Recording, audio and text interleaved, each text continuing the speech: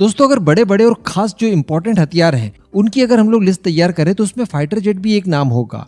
और आप नोटिस कीजिए कि फाइटर जेट ज्यादा देश नहीं बना सकते। अगर खुद के बूते, बिल्कुल खुद के बूते अगर फाइटर जेट बनाने की बारी आती है तो रशिया, अमेरिका, यूके और फ्रांस, ये केवल 4 नाम सामने दिखाई देते हैं जो कि अपने खुद के बूते फाइटर जेट बना सकते हैं।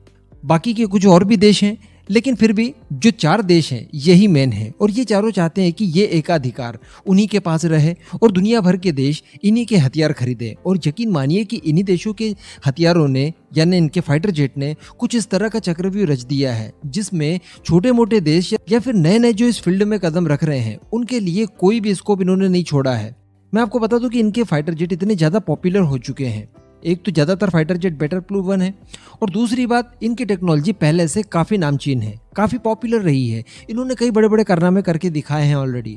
इस वजह से कोई भी जो नया कस्टमर होता है वो इन्हीं के फाइटर जेट की तरफ आकर्षित होता है। तो यकीन मानिए कि फ्यूचर काफी अंधेरे में हो सकता है भारत जैसे देशों के लिए, क्योंकि हमारे फाइटर जेट बस अब बनने लगे हैं। इसके बाद कब हम इन्हें पॉपुलर बना पाएंगे, कब इनके कारनामों की चर्चाएं पूरी दुनिया में होगी और कब नए नए कस्टमर हमें इसके लिए मिलेंगे, ये यकीनन बड़ी चिंता का विषय है। और ये चिंता ऐसी नहीं कर रहा हूं मैं। भारत की ही लेवल का एक और देश है स्वीडन। वैसे इस मामले में वो थोड़ा सा आगे जरूर था भारत से, लेकिन इस समय की बात की जाए तो भारत ने अपना काम काफी फास्ट ट्रैक तरीके से करते हुए उसे मैच कर लिया है। दुनिया भर के कई एक्सपर्ट बोलते हैं कि इस समय भारत की जो एविएशन कंपनीज है या फिर भारत की जो कैपेबिलिटी है एविएशन के क्षेत्र में, वो स्वीडन के बराबर जा चुकी है। जबकि मैं आपको बता दूं कि स्वीडन ने अपना पहला फाइटर जेट 1988 में फर्स्ट फ्लाइट कंडक्ट करवाई थी और 1996 में उसे इंडक्ट भी कर दिया था। लेकिन आज ही मैंने फॉरेन पॉलिसी की एक रिपोर्ट पढ़ी और वो रिपोर्ट पढ़ते पढ़ते यकीनन मुझे बहुत बुरा लगा। कारण ये है कि उस रिपोर्ट में जिस तरह की चीजें बताई गई थी, डायरेक्टली भारत का नाम तो नहीं लिया उसमें, लेकिन आप इस कंडीशन में भारत को रख सकते हैं और फिर अनुमान लगा सकते हैं कि भारत के तेजस का फ्यूचर आखिर क्या हो सकता है। एक्चुअली स्वीडन और भारत के लिए ही ये वीडियो बनाई गई है। आप वीडियो को एकदम एंड तक देखते रहिए, काफी कुछ जानने के लिए मिलेगा आपको इस वीडियो में। बस आप चैनल को सब्सक्राइब जरूर कर दीजिएगा। तो दोस्तों, स्वीडन ने अपने ग्रिपन फाइटर जेट बनाया। आप इस समय देख रहे हैं कि जहां पर भी फाइटर जेट की जरूरत होती है जिस भी किसी देश को, वहां पर स्वीडन काफी आगे दिखाई देता है। भारत के साथ भी हमने देखा, जब MRFA प्रोग्राम किया गया तो स्वीडन ने इसके लिए कई सारे ऑफर्स दे दिए। मैं आपको बता दूं कि स्वीडन ने यहां तक कह दिया कि रफाल के कंपैरिजन में ये आपको आधी कीमतों पर मिल जाएंगे। हम इसकी टोटल टेक्नोलॉजी ट्रांसफर के लिए तैयार हैं और साथ ही इसको मैन्युफैक्चर भी भारत में ही करेंगे। यानी जो जो शर्तें हम लोग रखे थे वो सारी की सारी मानने के लिए बिल्कुल कम से कम दामों पर तैयार हो गया था। जबकि स्वीडन की बात मैं आपको बताऊं तो स्वीडन डिफेंस के क्षेत्र में भारत से कई बड़ा एक्सपोर्टर है। वो कई सारे हथियार दुनिया के अलग अलग देशों को बेचता है। हालांकि फाइटर जेट का इंजन अभी भी वो नहीं बना पाया और वो अमेरिका से ही अपने फाइटर जेट के लिए लेता है भारत की तरह। अभी स्वीडन की थोड़ी सी और आगे बात की जाए तो स्वीडन ने पहले नाकाबंदी की थी यूएई में काफी क्लोज चले गया था वो अपने फाइटर जेट बेचने के लिए। लेकिन सडनली वहां पर फ्रांस के राष्ट्रपति मैक्रोन जाते हैं और यूएई के साथ रफाल F4 की डील फाइनल करके आते हैं। इसके बाद स्विट्जरलैंड को देख लीजिए, स्विट्जरलैंड भी काफी करीब था साहब के ग्रिपन का फाइटर जेट खरीदने के लिए। लेकिन इसके बाद होता यह है कि सडनली उनका विचार चेंज होता है और वो लोग फ्रांस से रफाल खरीदते हैं।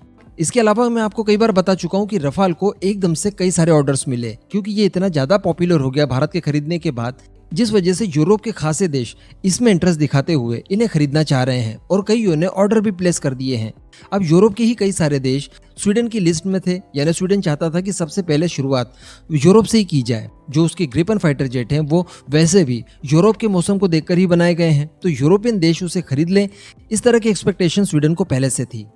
लेकिन ऐसा नहीं हो रहा है, वो खरीद रहे हैं रफाल। साथ ही जब से रशिया यूक्रेन के बीच में ये युद्ध शुरू हुआ है उसके बाद अमेरिका की डिफेंस कंपनीज भी खासी लंबी चौड़ी लॉबिंग कर रही है और यूरोपियन देशों को 5th जनरेशन फाइटर जेट की लालच में अपना F-35 बेच रही हैं। उसे भी नए नए कई सारे ऑर्डर्स मिले हैं। कहने का मतलब जहां जहां पर भी स्वीडन ने अपनी नाकाबंदी की थी कि इन देशों को तो हम लोग टिका ही देंगे, वो सारे देश उसके हाथ से जा चुके हैं और इस समय स्वीडन के हाथों में एक भी कस्टमर नहीं है जो कि उसके ग्रिपन फाइटर जेट को खरीदने वाला हो। सेम इसी कैटेगरी का भारत का फाइटर जेट होगा तेजस मार्क 2। अब आप सोचिए कि अगर स्वीडन के फाइटर जेट कोई नहीं खरीद रहा है तो भारत के फाइटर जेट कोई क्यों खरीदेगा, क्योंकि कंपटीशन इतना तगड़ा कर दिया गया है। एक और नाम लेना हम लोग एक्चुअली वीडियो में भूल गए, वो है यूरोफाइटर टाइफून।